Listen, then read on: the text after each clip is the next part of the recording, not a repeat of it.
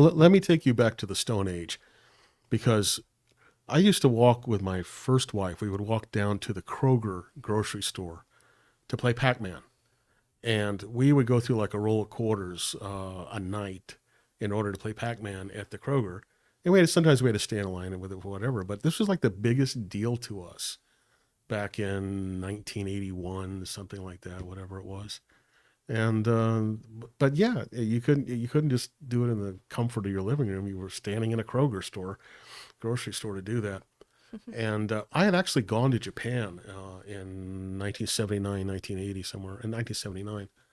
And when I was there, they had so many arcade games that hadn't been released in the United States. I saw like a preview for the next 3 or 4 years while I was there, plus a lot of tech that we didn't get for 4 or 5 years in the U.S. The Japanese were way ahead.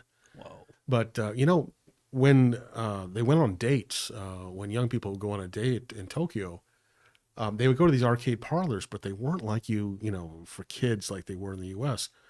They were like fancy clubs, and it was all the consoles that you sat at, and you sat facing each other. You played that way, and you would actually have your date all dressed up. You'd be all dressed up, and they'd bring you drinks and food and all of that.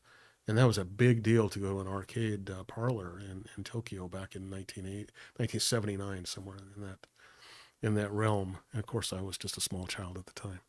Okay.